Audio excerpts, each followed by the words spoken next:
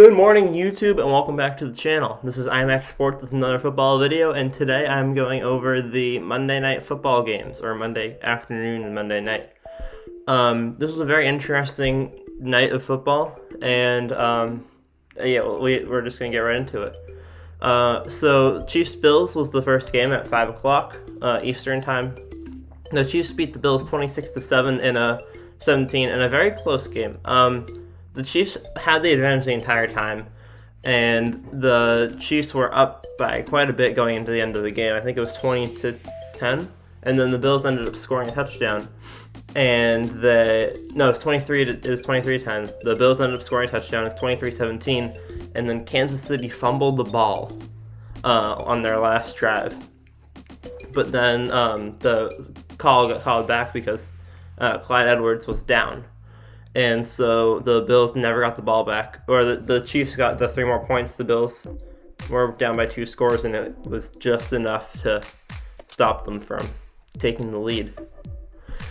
For the box score, Patrick Mahomes was 21 of 26 for 255 yards and 2 touchdowns. You can't get much more perfect than that. Clyde Edwards had 26 carries for 161 yards, flawless. Patrick Mahomes had 10 carries for 36, and Darrell Williams had 6 carries for 26 yards and a touchdown. On the Chiefs receiving corps, Robinson had 5 catches for 69 yards. Travis Kelce had 5 catches for 65 yards and a touchdown. Byron Pringle had 2 catches for 46 yards. Tyreek Hill only had 3 receptions for 20 yards, but it's Tyreek Hill. Darrell Williams had a reception for 15, and Clyde Edwards had 4 catches for 8 yards. I think that I kept 1 or 2 players out with 1 catch out of there because I didn't have enough room. And then for Buffalo, Allen was 14 of 27 for 122 yards and 2 touchdowns and a pick for a quarterback rating of 73. That doesn't seem too impressive, but if you look at Kyler Murray and Andy Dalton's lines, it's starting to look pretty normal. For rushing, Josh Allen carried the ball 8 times for 42 yards. Devin Singletary carried the ball 10 times for 32, and Zach Moss carried it 5 times for 10. On the receiving side of the football, Stephon Diggs caught 6 catches for 46 yards and a touchdown. Cole Beasley caught 4 for 45 and a touchdown. Singletary received 1 reception for 13 yards. Tyler Kroft had a catch for 7. Davis had a catch for 7, and Isaiah McKenzie had a catch for 4. Overall, the offense wasn't even close in this game. The Chiefs doubled the production of the Bills. The Bills barely scraped up 200 yards in this game. The Chiefs had well over 400. So, although the score was close, the game was not. The Buffalo started off very strong. They had 4 very strong games. Josh Allen played very well in all 4 of those games. Last week, Josh Allen played decent, but he wasn't playing the same way that he was. And then this week, he just fell off a cliff. So, he did get 2 passing touchdowns, but his statistics are nowhere near where they were at the start of the season. On the other side of the football, Patrick Mahomes has just gotten better. Patrick Mahomes started off below average for Patrick Mahomes, but every single week he does better and better and better and better. And I can only expect Patrick Mahomes to be another top MVP candidate this season. I think that after this week, Patrick Mahomes has officially passed Josh Allen for likelihood to become MVP. So he's making a very strong case. Josh Allen is not thus far the last couple weeks of this season. So I know that there's a lot more talk about that game, the MVP candidacy, but that's one of the main takeaways from it is that these are the 2 top teams in the AFC, or 2 of the top teams. Those are not a top team in the AFC. These are 2 of the top teams in the AFC, with 2 quarterbacks that are both vying for that coveted MVP, and Josh Allen did not show up. And now we move on to the Monday night Cardinals Cowboys game. And this was not what I was expecting. I put out my power rankings video yesterday expecting the Cowboys to come out with a win here.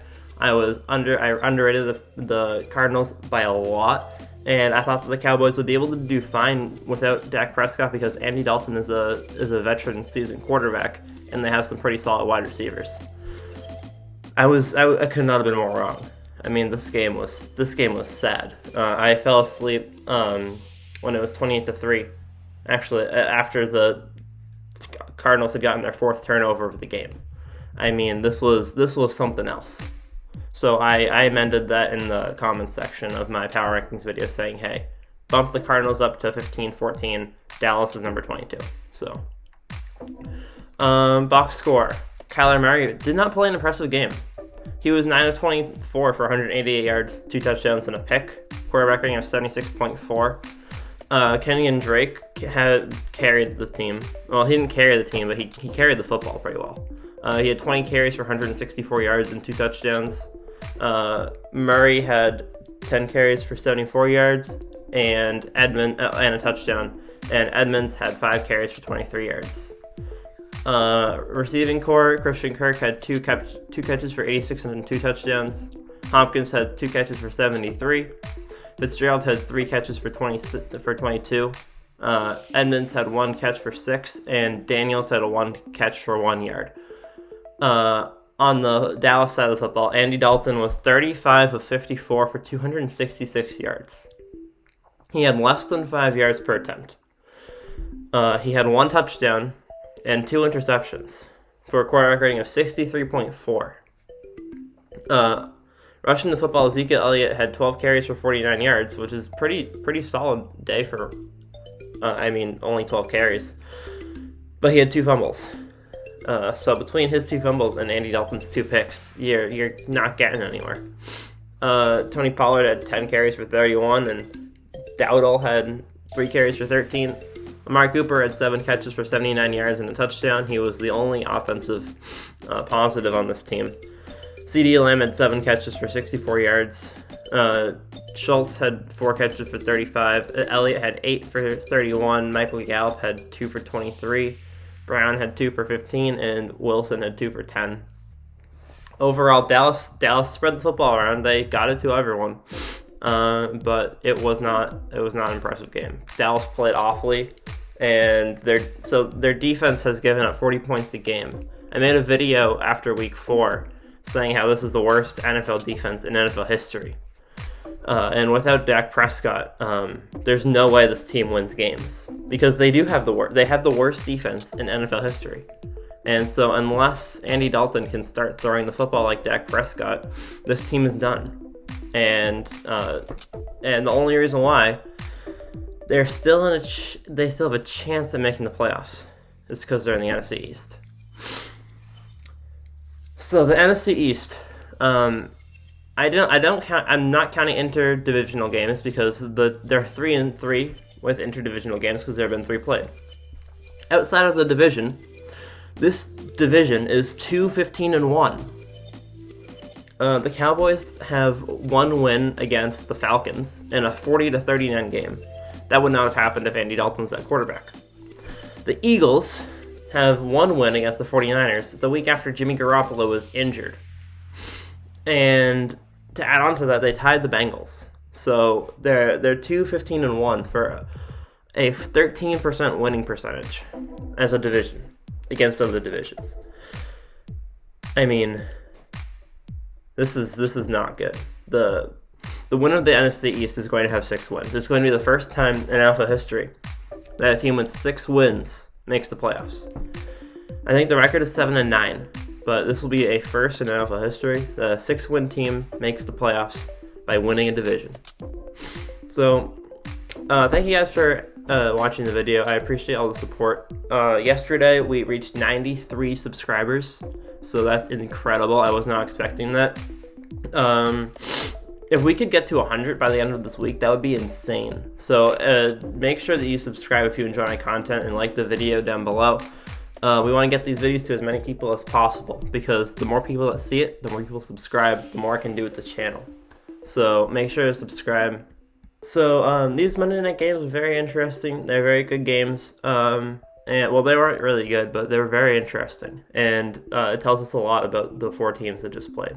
So I'm very excited for the rest of the season. I'm very excited to bring you guys new content. Make sure to let me know what you guys want to see, because if you tell me, then I can bring you the content that you want.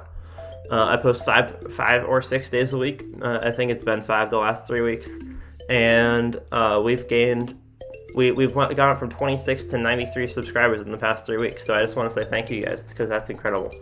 And if we hit 100, that would be even better. So thank you guys so much for all the support. I really appreciate it. It really does give me more motivation to do this.